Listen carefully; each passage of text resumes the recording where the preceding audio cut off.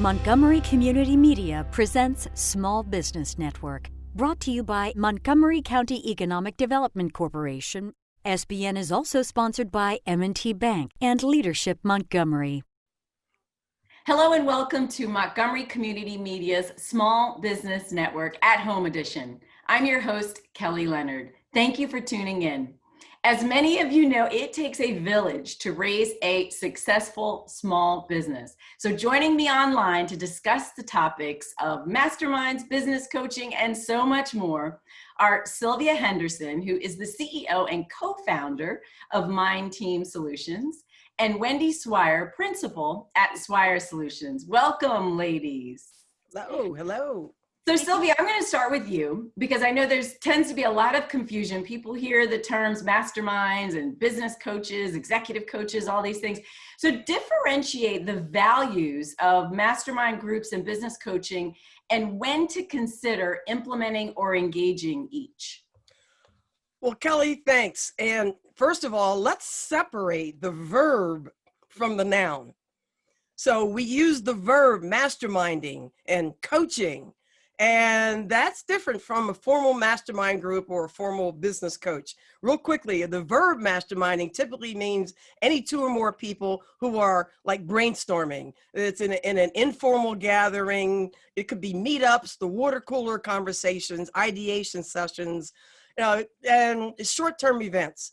The verb coaching might be any two or more people who are giving each other advice, asking questions, with little to no formal coach training.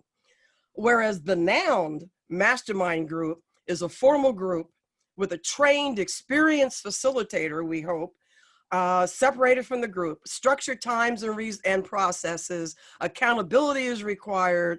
They're looking for results, but results are self-reported by the members, consistent, regular meetings, and a long-term investment.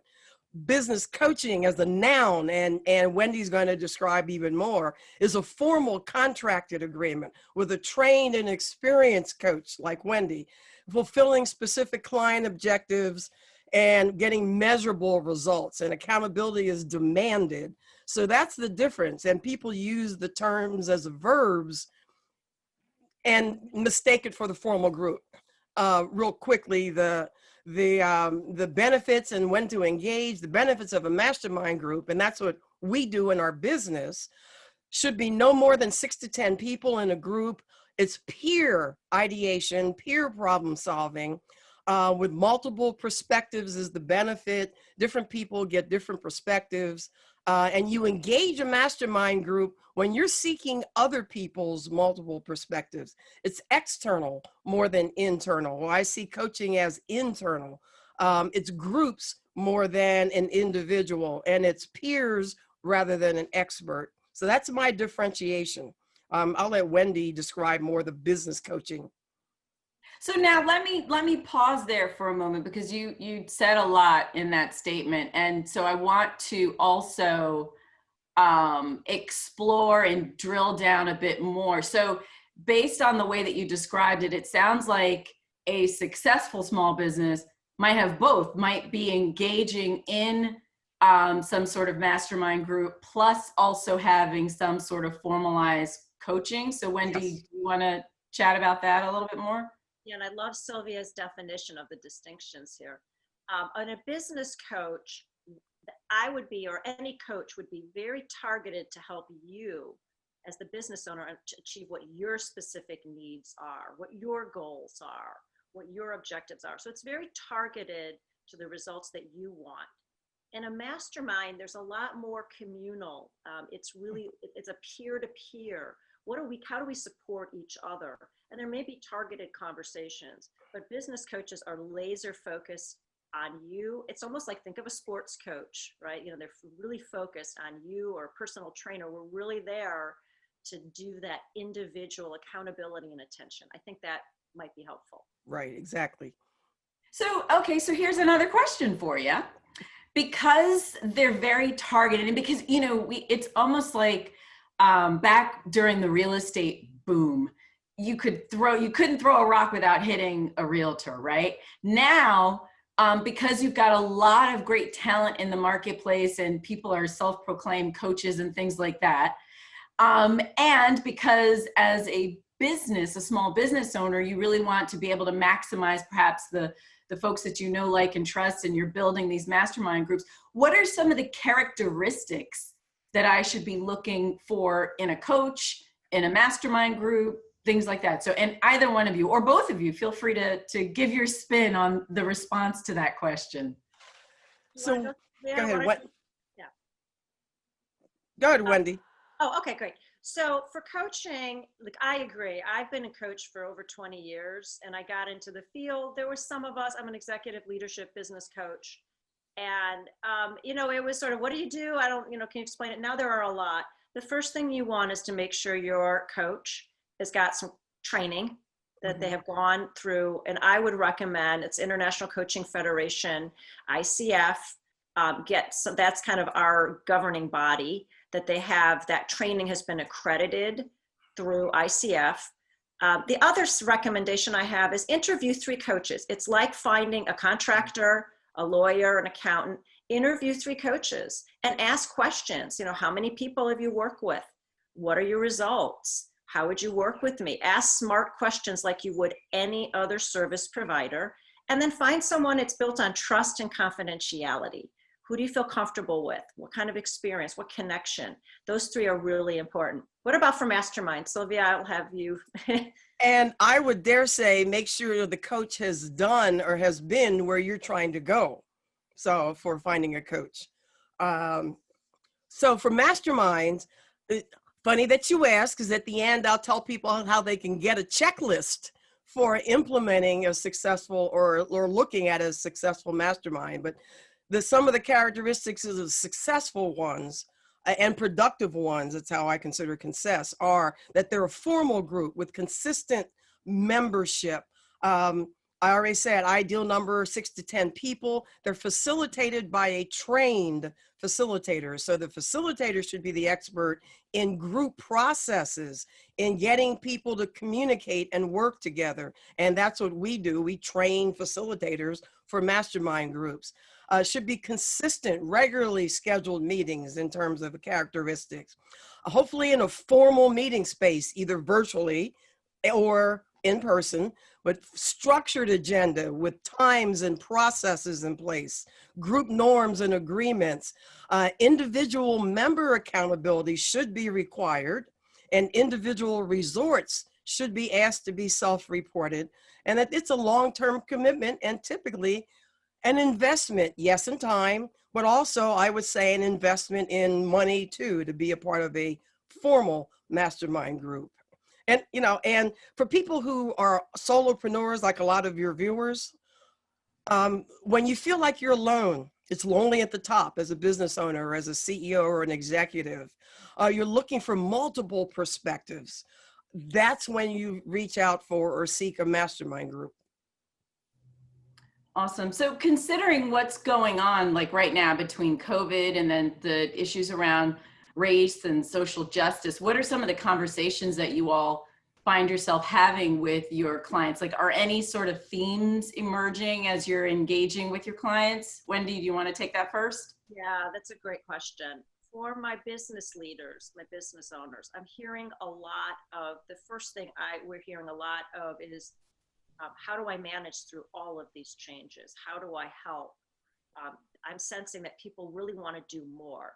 How do I have these conversations about race, structural injustice, about economic issues, about health? So I'm doing a lot of coaching on how to have these type of conversations with your employees, how to approach them.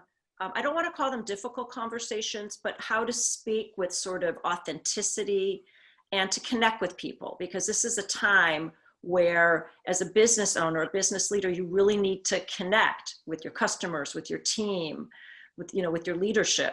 So I'm sensing a lot of that. And then the other conversation that I'm having a lot with my clients is just about resiliency, self-care, taking care of yourself. There's a lot of fatigue. And as a leader, you really need to, how do you stay engaged? So it starts at the top. Yeah. And those are actually the two, I wrote down two main words, and that was process. People are looking for how to manage their buy-in to the changes and the adjustments from, as I call it in sci-fi world, from the before time to through COVID-19 to prepare for the long term. So processes and systems and connection, how to recreate that water cooler connection that they used to have for how to collaborate and learn and manage in a hybrid business environment. Those are the themes that I'm seeing. How do you communicate and connect when all you see is this? And those are themes that I'm seeing. Yeah, and it's interesting because of everything that's going on with COVID and just what's going on around the world, around the race dialogue, is I'm seeing a lot of more people are bringing their full selves, their complete selves into work. So, the challenges around healthcare and or just, with family members being ill. And it's really, for as much as we are, human nature, we try to separate our personal from our professional life, but I see so much of it is bleeding into the workplace. And so I would imagine a lot of what you're talking about is to help these business leaders and small business owners to navigate, to your point, Wendy, those courageous conversations, because it's the type of thing where it's the elephant in the room, right? So I'm sure the conversations that you're having to support your customers, your clients, is really appreciated and necessary right now. So Sylvia, one of the things that I know, I've seen it in your bio, and I've heard you reference this whole notion of the third mind.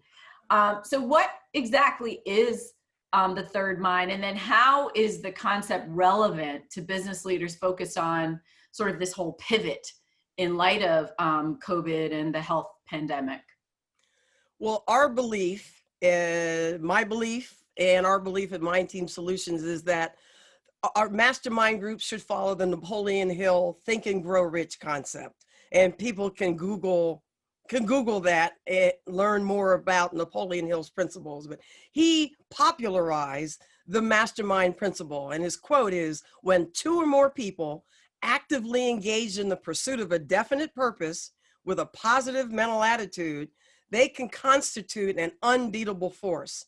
And no two minds ever come together without creating a third invisible, intangible force likened to a third mind." So what that means in real speech, when we get together with two people, you and I, or the three of us, sit down and say, "Hey, I've got an idea. Let's hash it out."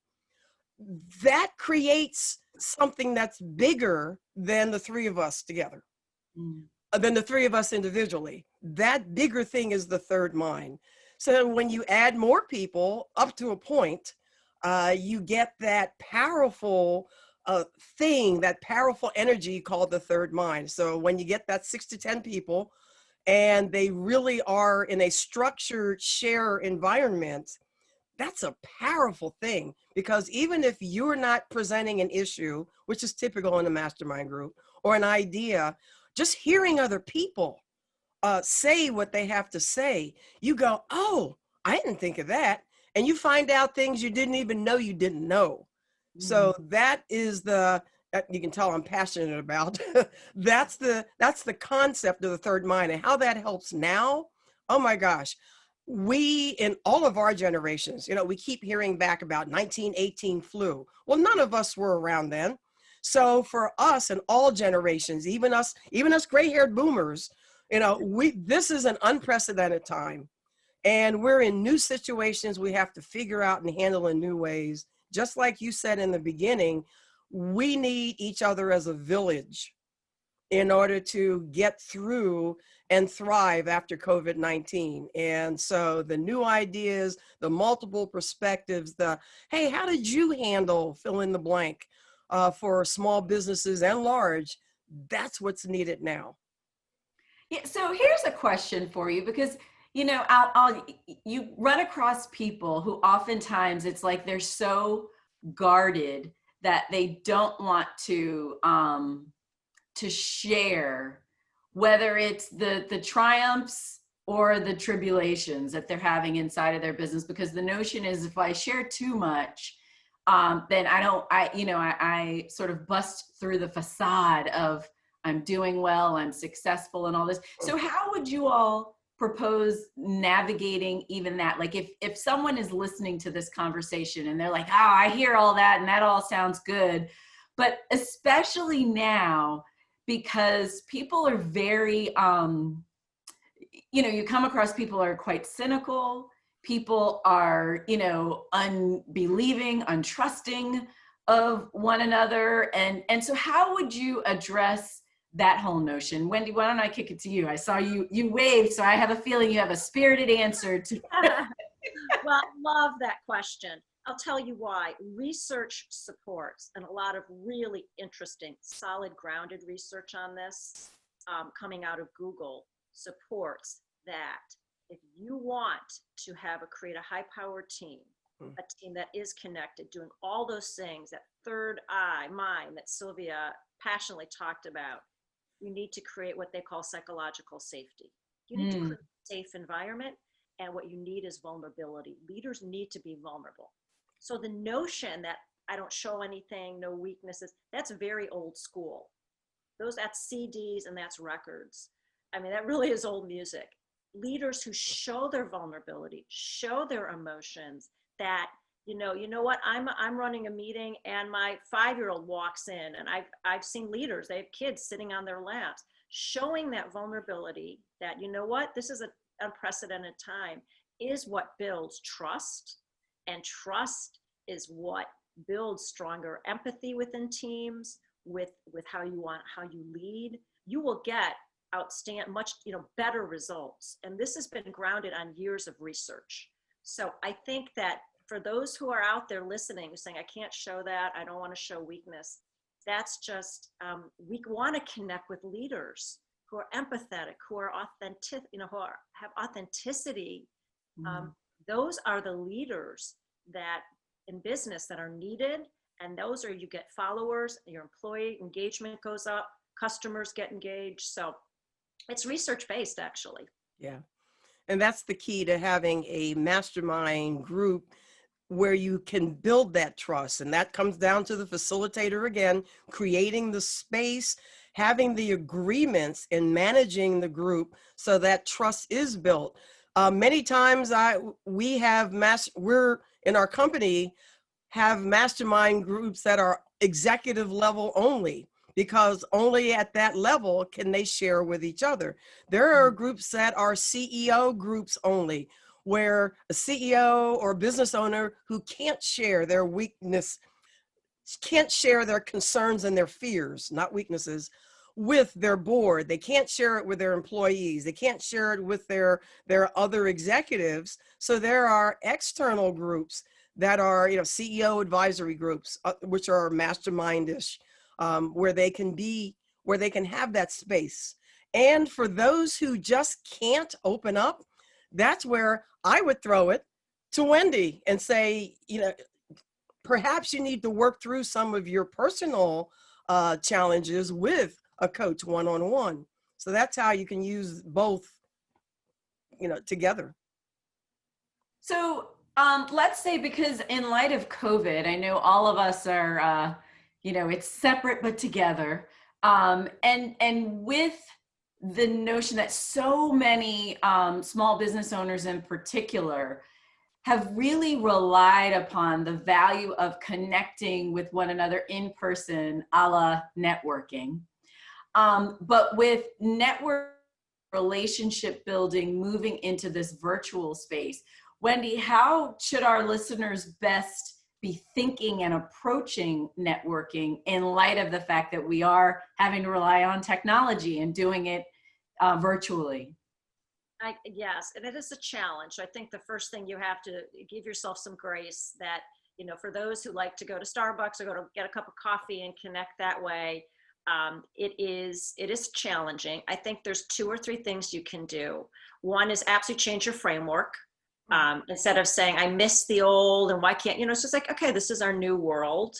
And I've coached a lot of clients who are really just having a hard time. It's like you're on a change curve, and now this is part of your adaptability to change. The second is get really creative in how you network. Having the 1 hour coffee or a business lunch, that may not happen, but that's okay. You're going to do Zoom coffees, Zoom happy hours. I have talked to clients who are taking walks. If you are local, you meet halfway between Olney and Rockville, you just find a place and you take a walk, socially distanced. Now we are able to get out in some, outdoor spaces, but you've got to do what's comfortable for you with COVID. I think the other thing now is that this is an opportunity. COVID is an opportunity to connect with people and build relationships where you normally couldn't. If there's a small business owner who's doing something that you're interested in Cleveland, reach out to them. If you're niche, if there's other areas, you're in a technical area or retail, find somebody and just say, can I just spend 15 minutes with you? There are opportunities. You can talk to people around the world now and have these, and people are open for it. If people say no to your networking request, it's not you personally. Be persistent. Just say, okay, I get it. It's a busy time now. I'll ping you in a couple weeks. So I think there's some really exciting opportunities now in networking that we did not have before.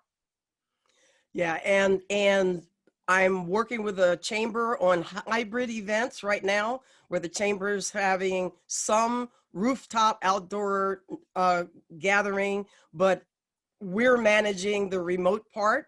So hybrid events worldwide, just like you said, Wendy. I'm part of a powerful mastermind that I just got invited to about 3 months ago, and it's worldwide. There's things you can do online to have fun and be engaged, and you learn more about each other. You're sitting here on a call, regardless of the platform, whether it's Zoom or anything else, and you see somebody's dog walk by, you can have that conversation now. Yeah. You can say, what's that picture of ducks or something on the back wall there, Wendy? And you can share more of you and talk about your hobbies. So there are more ways to connect now, in fact, than the before time. I agree. And be authentic. Just be yourself. Just say, look, you're seeing, where I am right now. It's not my office. That's okay. Be natural, be authentic. I am also in a global mastermind. I've never met my mastermind around the world, and we are very close. So don't assume you can't, through technology, build strong relationships. Change that framework. You can do it. I dare say we're more comfortable in this interview sitting here than we would be sitting on stage in those chairs, keeping our legs together and looking all professional. So. Yes, there is something to be said for this virtual space. That is for sure. So Wendy, what about, because I know we focused a lot on perhaps how to really support the business leader. And of course their team is a great extension to that individual who's leading the business. What are some of the topics you think business leaders need to be focusing on with regard to their associates and their talent? Okay, I think there's three things. One, you've got to be checking in with them. How are they doing? I mentioned resiliency.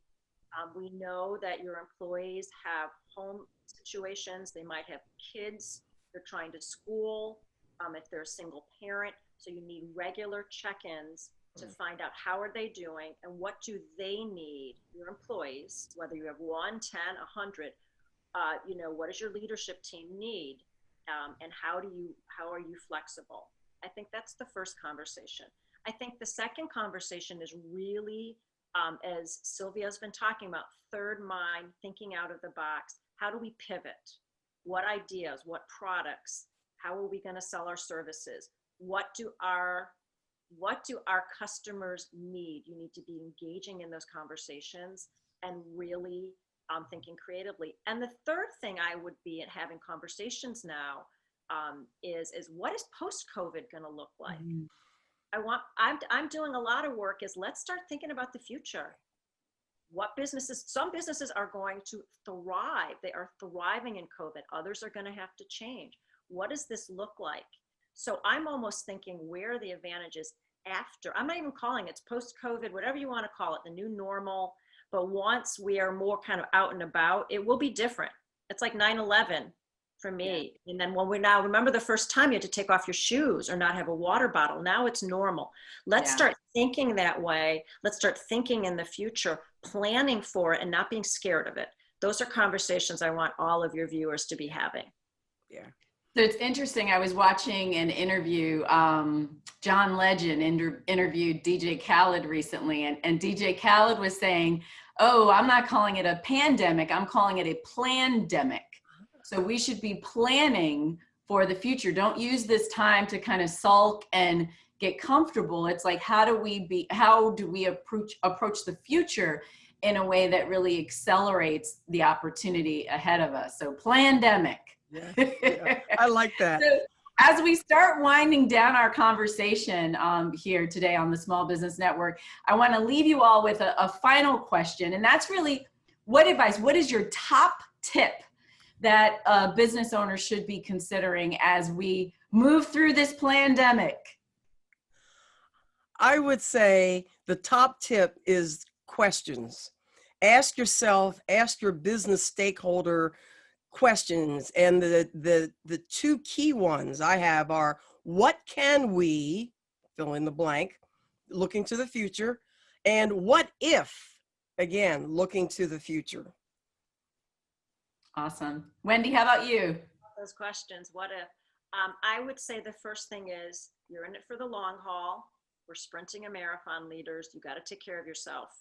Physically, emotionally, spiritually, intellectually, whatever you need, you've got to keep optimistic. We know positive emotions are contagious, and get really comfortable with virtual and technology. And whatever you need to do, that is something you just have to embrace and almost fall in love with use of what we're doing right now.